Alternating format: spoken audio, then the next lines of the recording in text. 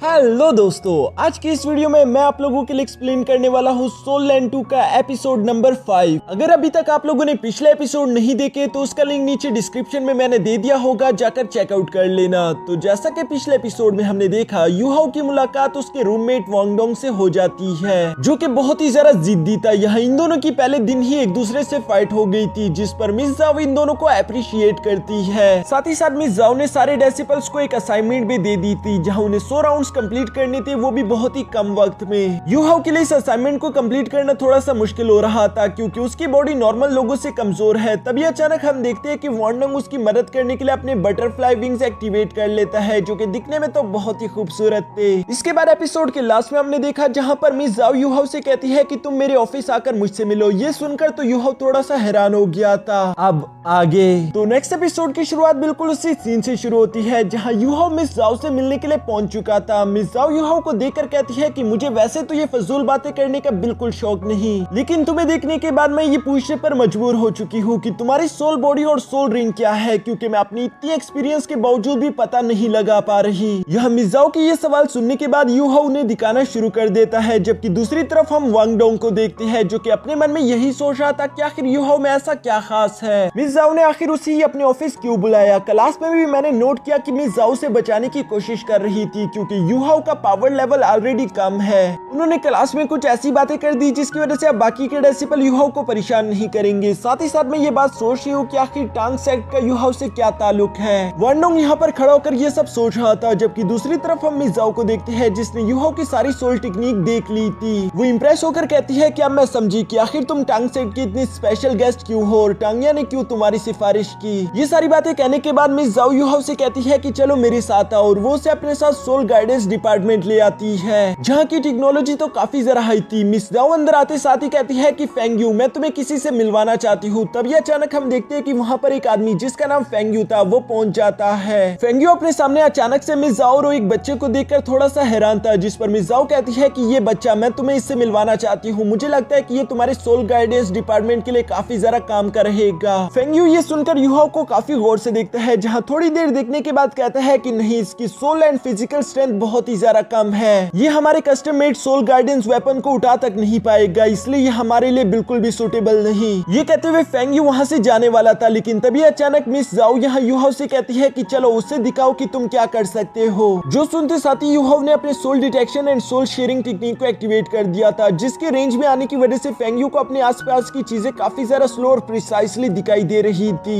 ये देखकर वो काफी ज्यादा सरप्राइज होते हुए कहता है कि यकीन नहीं आता, इतनी यूनिक स्किल, वो भी सिर्फ 10 साल की एक स्पिरिट रिंग के पास। यूहाओ तो जानता था कि उसके पास 1 मिलियन साल पुरानी सोल रिंग है, लेकिन वो इसके बारे में कुछ भी बता नहीं सकता, क्योंकि टियानमिंग ने उसे मना किया था। मिस जाओ भी फेंगयू की तरह बिल्कुल हैरान थी। वो कहती है कि हाँ, ये किसी चमत्कार से कम नहीं, क्योंकि इस लड़के के पास सिर्फ एक 10 साल पुरानी सोल रिंग है, साथ ही साथ इसके पास स्पिरिट आइज की सोल बॉडी है। और अपनी इन सोल टेक्निक्स की वजह से मुझे लगता है कि ये तुम्हारे सोल गाइडेंस डिपार्टमेंट के लिए काफी ज्यादा सूटेबल रहेगा, जिस पर फेंगयू भी एग्री हो गया था। वो फौरन से आवाज लगाते हुए केटाओ एक स्टूडेंट को बुलाता है। केटाओ वहां पर आने के बाद कहता है कि यस मास्टर, जिस पर फेंगयू से बताता है कि इस बच्चे को अपने साथ शूटिंग रेंज में लेकर जाओ, जहां इसकी टेक्निक्स और अपने सोल गाइडेंस कैनन को कंबाइन करके तुम इस्तेमाल करो और मुझे आकर रिपोर्ट्स दो। जो सुनकर केटाओ बिल्कुल ऐसे ही करता है। वो यूहाओ को अपने साथ शूटिंग रेंज की तरफ लेकर जाना शुरू कर देता है, जबकि दूसरी तरफ फेंगयू यहाँ पर मिस जाओ से कहता है कि पूरे 10 साल हो गए सन मून एम्पायर से जंग के बाद मैंने अपनी पूरी जान लगाकर custom made soul guidance weapon बनाए, जो कि बहुत ही ज्यादा खतरनाक खूनी वेपन्स है, लेकिन इसको इस्तेमाल करने के लिए उतनी ही अच्छे यूजर्स की भी जरूरत पड़ती है। मैंने खुद नोट की कि हजारों में से सिर्फ एक ही सोल मास्टर इसे अच्छे से काबू कर पाता है। दूसरी तरफ हम देखते हैं कि केटाओ यहाँ यूहाओ को अपने साथ शूटिंग रेंज में ले आया था, जहाँ वो यूहाओ से कहता है कि चलो फिर शुरू करते हैं, जिसके साथ ही केटाओ ने अपने सोल गाइडेंस कैनन को बाहर निकाल लिया था। और हमें जानने को मिलता है कि केटाओ के पास भी 1000 साल पुरानी सोल रिंग मौजूद है। साथ ही साथ यहाँ पर केटाओ के सामने कुछ स्टेबल टारगेट भी आ गई थी, जिन पर वो एम करते हुए बहुत ही आसानी के साथ शूट कर देता है। फर्स्ट लेवल बहुत ही ज्यादा आसान था, क्योंकि यहाँ पर टारगेट मूव नहीं कर रहे थे, लेकिन इसके बाद सेकंड लेवल शुरू हो जाता है, जहाँ पर टारगेट ने मूव्स करना था। साथ ही साथ केटा और यूहाओ भी एक स्टिमुलेशन वर्ल्ड में आ गई थी, जहाँ पर इन लोगों को कुछ उड़ते हुए बर्ड्स को टारगेट करके किल करना था।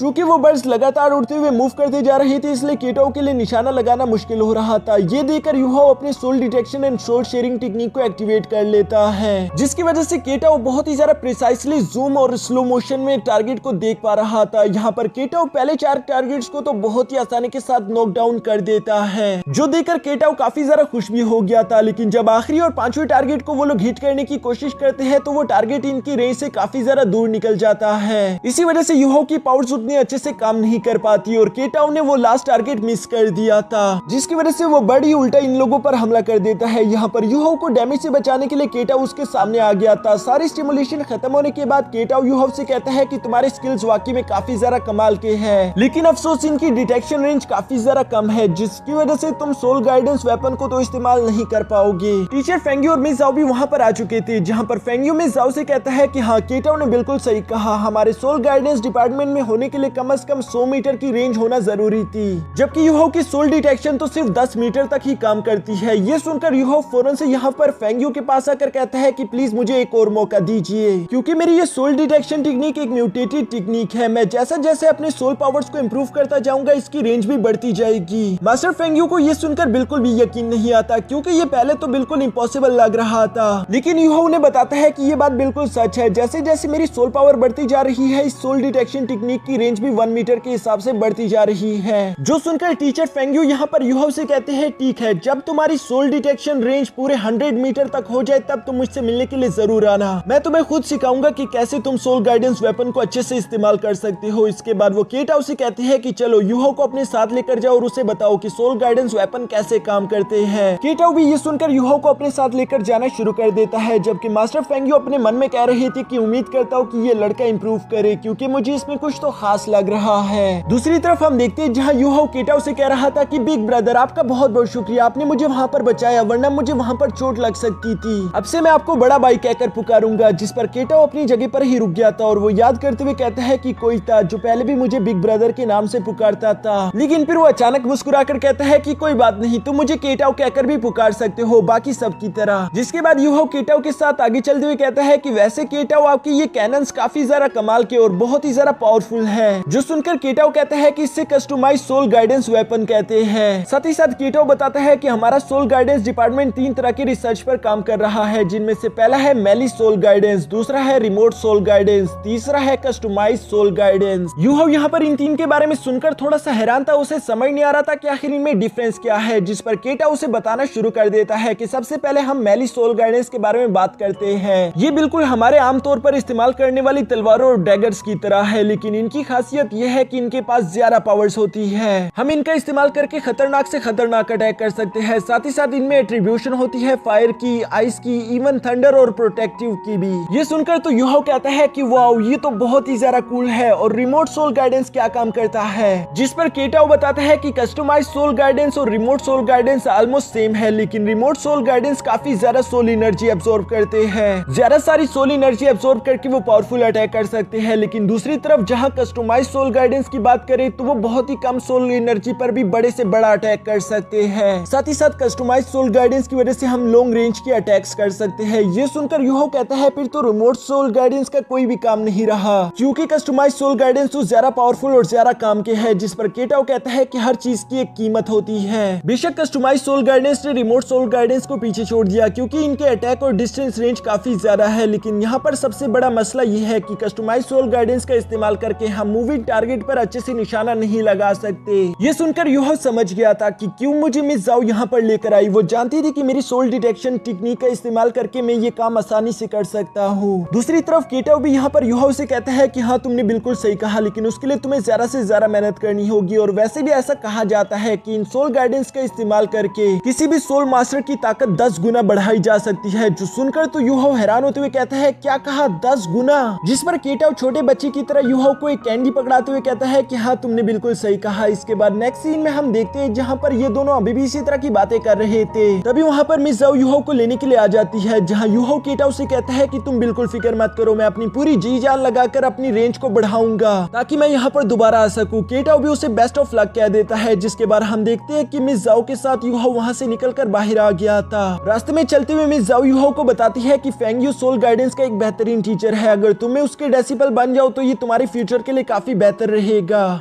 लेकिन याद रखना अभी भी तुम्हें फ्रेशमैन एग्जाम्स को पास करना है, वरना मैं तुम्हें एकेडमी से निकाल दूंगी। मैं तुम्हारे लिए रूल्स को नहीं तोड़ सकती। यूहाओ तो यहाँ पर मिस जाओ की ये वार्निंग सुनकर थोड़ा सा शॉक हो गया था, लेकिन फिर वो मिस जाओ से कहता है कि जी मैं अपनी पूरी कोशिश करूंगा। यहाँ मिस जाओ के जाने के थोड़ी देर बाद हम देखते हैं कि वहाँ पर टांगिया आ जाती है, जो कि यूहाओ से कहती है कि क्या तुम्हें पैसे चाहिए, जिस पर यूहाओ अपने मन में कहता है कि हाँ मेरे पास पैसों की तो कमी है। यहाँ पर साथ ही साथ टांगिया कहती है कि चलो मुझसे शाम को आकर मिलना, मैं तुम्हें पैसे कमाना सिखाऊंगी। और ये कहकर टांगिया भी वहाँ से चली गई थी। तभी अचानक यूहाओ को याद आता है कि अगले 5 मिनट में उसकी क्लास शुरू होने वाली है, इसलिए वो फौरन अपनी क्लास की तरफ भागता हुआ रवाना हो जाता है। इसके बाद नेक्स्ट सीन में हम देखते हैं जहाँ यूहाओ अपनी क्लास में बैठा हुआ था। वांडोंग उसे काफी अजीब नजरों से देख रहा था। साथ ही साथ वो उससे आंखों में सवाल करता है कि वैसे तुम्हारी स्पिरिट सोल क्या है, जिस पर यूहाओ कहता है कि पहले तुम बताओ। ये सुनकर वांगडोंग बताना शुरू करता है कि मेरे पास ब्राइट ब्यूटीफुल बटरफ्लाई की स्पिरिट बॉडी है, जिसके जवाब में यूहाओ कहता है कि और मेरी सोल बॉडी मेरी स्पिरिट आइज है। याद है मैंने इन्हीं का इस्तेमाल करके तुम्हें फाइट में हराया था, क्योंकि मैं तुम्हारे पहले से फाइटिंग पैटर्न्स और टेक्निक को देख पा रहा था। वांगडोंग ये सुनकर कहता है कि मेरी सोल बॉडी बहुत ही खूबसूरत और पावरफुल है, लेकिन उसके बावजूद मैं ये जरूर कहूंगा कि तुम्हारी स्पिरिट आइज भी काफी ज्यादा रेयर है। यहाँ पर ये दोनों इसी तरह से आंखों में बातें कर रहे थे। तभी अचानक वहाँ पर मिस जाओ आ जाती है, जो कि सारे डेसिबल से कहती है कि चलो मुझे फौरन से मैदान में मिलो। जहाँ आने पर मिस जाओ ने उन सब लोगों को आयरन आर्मर्स पहना दिए थे। वो उनसे कहती है कि आज भी तुम लोगों को लगातार भागते रहना होगा, लेकिन आज तुम लोगों के राउंड्स कुछ ज्यादा ही होने वाले हैं, क्योंकि जब तक अगली क्लास की रिंग नहीं हो जाती तुम लोगों को लगातार भागते रहना होगा। साथ ही साथ मजे की बात यह है कि तुम लोग आज के दिन अपने सोल पावर्स या फिर सोल टेक्निक का भी इस्तेमाल नहीं कर सकते, वरना मैं तुम लोगों को एक्सपेल कर दूंगी। और याद रखना तुम में से लास्ट आने वाला भी एक्सपेल होगा। ये सुनकर तो सारे ही बच्चे थोड़े से परेशान हो गए थे। तभी मिस जाओ कहती है कि हाँ आज के दिन मैं तुम लोगों की ग्रुप लीडर को भी डिसाइड करूंगी। तभी अचानक वहाँ पर मौजूद एक लड़की कहती है कि वैसे क्या मुझे भी ये आयरन आर्मर पहनना चाहिए, क्योंकि मैं तो ऑक्सिलरी डिपार्टमेंट से हूँ, हमारा तो फिजिकल स्ट्रेंथ में कोई भी काम नहीं, तो क्या मुझे ये पहनना भी चाहिए। जिस पर मिस जाओ कहती है कि तुम्हें लगता है कि तुम्हारे साथ ये नाइंसाफी हो रही होगी। हाँ पहले के टाइम ऐसा हुआ करता था, जहाँ हर सोल मास्टर के पास कुछ स्पेशल तरह की मार्शल स्पिरिट हुआ करती थी। उनमें से होती थी agility, sport, food and control, साथ ही साथ डिफेंस और अटैक भी। लेकिन अब वक्त बदल चुका है, ये जंग के हालात है, यहाँ पर हर बंदे को ही स्ट्रॉन्ग होना जरूरी है, वरना तुम लोग बिला वजह ही मारे जाओगे। अब चलो बातें बंद करो और भागना शुरू करो। जो सुनते साथ ही हम देखते हैं कि सब डेसिबल ने आगे की तरफ भागना शुरू कर दिया था। जहाँ शुरुआत में हम देखते हैं कि वांगडोंग तो सबसे ज्यादा तेज भाग रहा था, जबकि बाकी के डेसिबल भी काफी तेज थे। इनमें से यूहाओ बहुत ही ज्यादा स्लो था, क्योंकि हम पहले से ही जानते हैं कि यूहाओ की फिजिकल स्ट्रेंथ काफी ज्यादा कम है। देखते देखते काफी सारे डेसिबल ने लगातार राउंड्स कंप्लीट कर लिए थे, जबकि यूहाओ काफी पीछे रह जाता है। यहाँ बाकी डेसिबल इतने ज्यादा राउंड्स कंप्लीट करने की वजह से काफी ज्यादा थक चुके थे। इवन कि वांगडोंग भी थक चुका था। वो अपनी जगह पर खड़ा होकर कहता है कि मैंने सबसे ज्यादा लैप्स कंप्लीट किए, इसलिए मुझसे तो कोई भी आगे नहीं निकल सकता। जबकि बाकी के डेसिबल भी नीचे बैठकर यही सोच रहे थे कि यूहाओ सबसे पीछे है, यकीनन वही हारेगा, इसलिए हमें थोड़ा सा आराम करना चाहिए। जबकि दूसरी तरफ हम यूहाओ को देखते हैं, जो कि अभी भी लगातार भाग रहा था। ये देखकर वांगडोंग हैरान होते हुए कहता है कि आखिर ये लड़का है क्या। सब लोग ही ये बात अच्छे से जानते हैं कि इसकी सोल पावर और फिजिकल स्ट्रेंथ सबसे ज्यादा कम है, लेकिन इसके बावजूद भी इस लड़के की विल पावर बहुत ही ज्यादा है। ये इतना ज्यादा थकने के बावजूद भी रुक नहीं रहा। यूहाओ की फिजिकल लिमिट ऑलमोस्ट कंप्लीट हो चुकी थी। वो बहुत ही बुरी तरीके से थक चुका था, लेकिन इसके बावजूद भी वो हार ना मानते हुए यूं ही आगे की तरफ बढ़ते हुए अपने मन में कहता है कि मुझे कुछ भी करके सोल गाइडेंस एग्जामिनेशन को पास करना ही होगा, ताकि मैं सोल गाइडेंस डिपार्टमेंट में हिस्सा ले सकूं। पर साथ ही साथ मैं जानता हूँ कि मेरी बॉडी बुरी तरीके से एग्जॉस्ट हो चुकी है, मैं अपनी लिमिट पर पहुंच चुका हूँ, लेकिन मुझे गिरना नहीं होगा। वो ये सारी बातें सोचते हुए यूं ही आगे की तरफ बढ़ता जा रहा था। तभी अचानक हम देखते हैं कि यहाँ पर यूहाओ की बॉडी मेंडेरियन अचानक से ओपन हो गए थे। उसकी बॉडी में सोल एनर्जी फ्लो भी थोड़ी सी बढ़ चुकी थी, यानी कि यूहाओ की फिजिकल स्ट्रेंथ अब पहले से इंप्रूव हो चुकी है। जो बात जानते हुए यूहाओ कहता है कि अब मुझे आगे की तरफ बढ़ते रहना चाहिए, ये मेरे लिए एक अच्छा मौका है खुद को इंप्रूव करने का। ये बात सोचते हुए यूहाओ लगातार यूं ही आगे की तरफ बढ़ता हुआ लैप्स पर लैप्स कंप्लीट करता जा रहा था, जबकि बाकी के डेसिबल अभी भी बैठकर आराम कर रहे थे। यूहाओ बहुत ही बुरी तरीके से एग्जॉस्ट हो चुका था। वो अपने पैरों पर सही से खड़ा भी नहीं हो पाता, लेकिन इसके बावजूद भी वो हार नहीं मानता। वांगडोंग यहाँ पर यूहाओ का विल पावर देखकर उससे काफी ज्यादा इंप्रेस हो गया था, इसलिए वो भी यहाँ पर यूहाओ की मदद करना शुरू कर देता है। जबकि बाकी भी कुछ डेसिबल यूहाओ से काफी ज्यादा इंप्रेस हो चुके थे, इसलिए उन लोगों ने भी यहाँ यूहाओ के साथ भागना शुरू कर दिया था। दूसरी तरफ मिस जाओ दूर से ये सब देख रही थी। वो अपने मन में कहती है कि आज का ये एग्जाम इन लोगों की फिजिकल स्ट्रेंथ को देखना नहीं था, बल्कि मैं इन लोगों की विल पावर को देखना चाहती थी। जहाँ पर इसलिए एक लड़के ने तो मुझे कुछ ज्यादा ही इंप्रेस कर दिया। यूहाओ और उसके दोस्त एक दूसरे का साथ देते हुए यूं ही आगे की तरफ भागते जा रहे थे। तभी इन लोगों की क्लास की रिंग बज जाती है, जिसका मतलब अब ये लोग भागना बंद कर सकते हैं। तभी अचानक मिस जाओ भी यहाँ इन डेसिपल के पास आ गई थी, जहाँ वो इन लोगों से कहती है कि मैंने तुम लोगों को साफ साफ बताया था, जब तक नेक्स्ट क्लास की रिंग नहीं बच जाती तब तक तुम लोगों ने लगातार भागना है। लेकिन तुम में से बहुत सारे डेसिपल बीच में ही रुक गए थे, जबकि यूहाओ बिल्कुल नहीं रुका, इसलिए बाकी के तुम सब डेसिपल फेल हो चुके हो। लेकिन फिक्र करने की कोई बात नहीं, आज के दिन मैं किसी को भी बाहर नहीं निकालने वाली। जो सुनकर सारी डेसिपल काफी ज्यादा खुश हो गए थे। साथ ही साथ मिस जाओ कहती है कि अब तुम लोगों की क्लास का लीडर होने वाला है यूहाओ। जो सुनकर बाकी के डेसिपल खुश हो गए थे, उन्हें बुरा नहीं लग रहा था क्योंकि वो लोग ऑलरेडी यूहाओ की विल पावर से काफी इंप्रेस हो गई थी। मिस जाओ भी यूहाओ की तरफ देखते हुए कहती है कि यूहाओ तुम कमाल के हो, मैंने आज तक तुम जैसा कोई भी डेसिपल नहीं देखा जिसकी विल पावर इतनी ज्यादा स्ट्रॉन्ग हो। तुम में वाकई कुछ खास है, हर बार तुम किसी न किसी तरह से मुझे सरप्राइज कर ही देते हो। यहाँ पर हम देखते हैं कि सारे डेसिपल यूहाओ को चीयर अप कर रहे थे। यूहाओ भी काफी ज्यादा खुश लग रहा था और इसी के साथ हमारा ये एपिसोड यहीं पर खत्म हो जाता है।